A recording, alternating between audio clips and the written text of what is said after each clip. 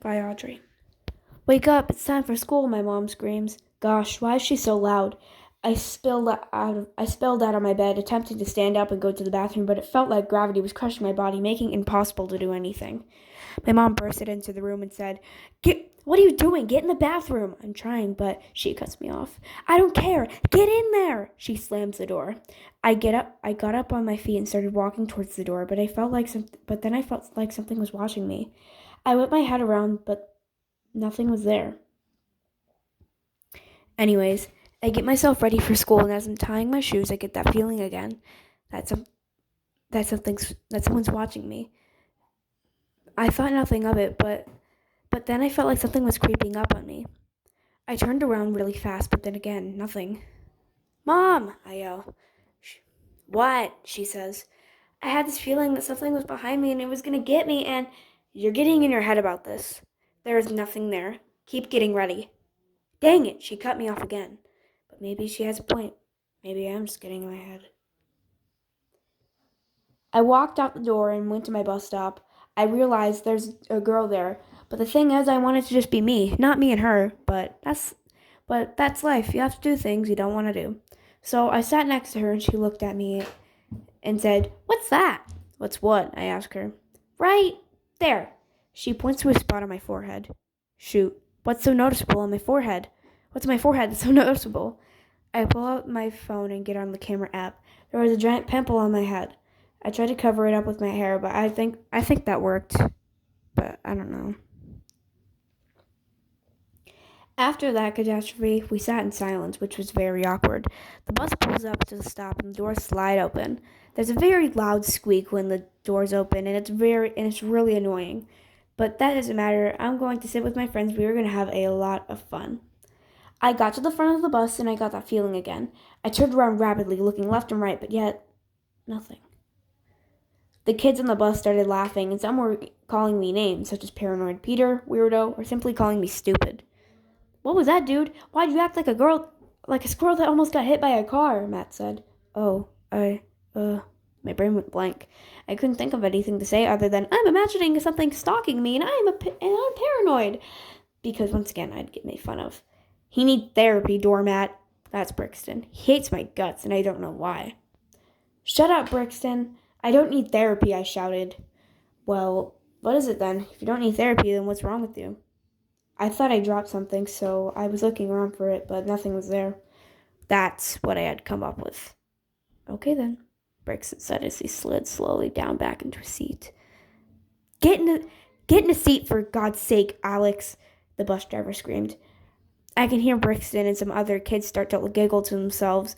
I shamefully walked to the back of the bus, knowing, in fact, that today was not a good day.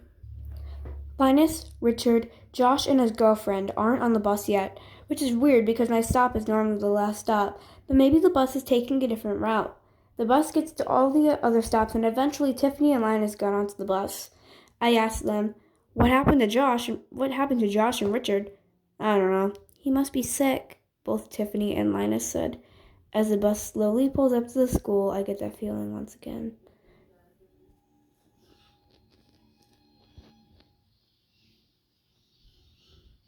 I get that feeling, but I just ignore it.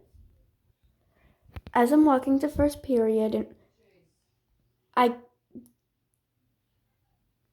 and all of a sudden, I hear a loud bang. I get scared. Is someone in the school? I wonder.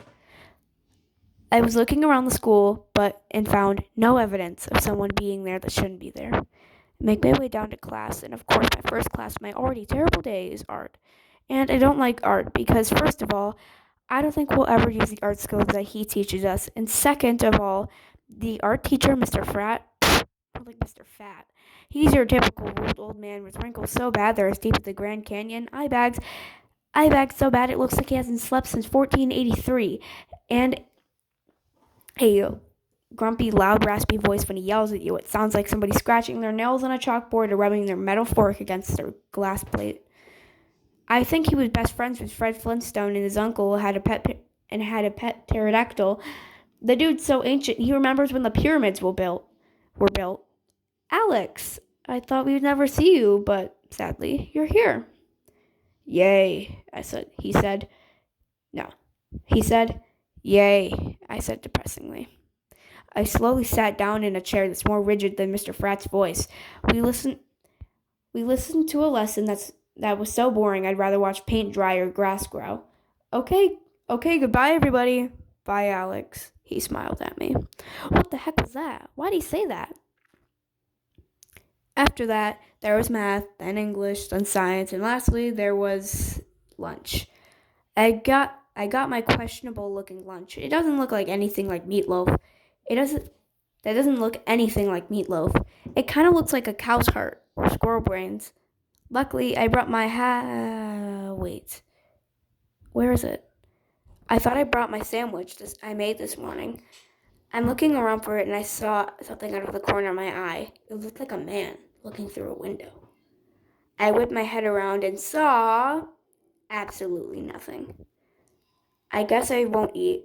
That's fine. I'll have something after school. I sat down with Linus and Tiffany. Tiffany. So, any plans after school?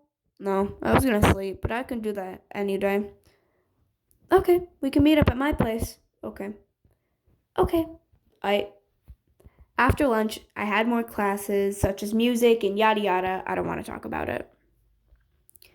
I walked outside of the school and waited for my bus. The bus pulled up and I went inside. I walked all the way in the back and waited for my friends. As the bus pulled out of the school, I pressed my head against the window and saw the figure again. I looked around a little but saw nothing.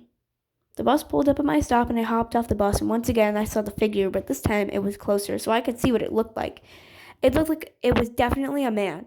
He looked like he was in his 40s and had on black sweatpants and black hoodie. And a black hoodie. That's what's watching me. He was peering over a bush and watching my every move. Holy crap. When I realized what had been going on, I had 1,000 questions. How long has he been stalking me? Who is he? Why is he watching me? I started running to my house, but then I hear rustling. I started sprinting to the door and yelled, "Who are you?" He said nothing and kept running toward me. I quickly pulled the key out of my pocket and unlocked the door. I ran inside this and slammed the door behind me. He was banging on the door, trying to break it down. I ran across the house and put a lot of things in front of the door, such as chairs, shelves, and anything big and heavy I could find. "Let me in," he yelled. I ran to my bedroom and grabbed my phone and called 911. 911, what's your emergency? 1267 Pine Grove Street. There's someone trying to break into my house. Are they armed with a weapon? I don't know, but I do know it's an old man wearing all black. Okay, help is on the way. The call ended. Soon I heard cop cars and the man was arrested. My mom came home and she helped me clean up the house. All I have to say that today was a very weird day.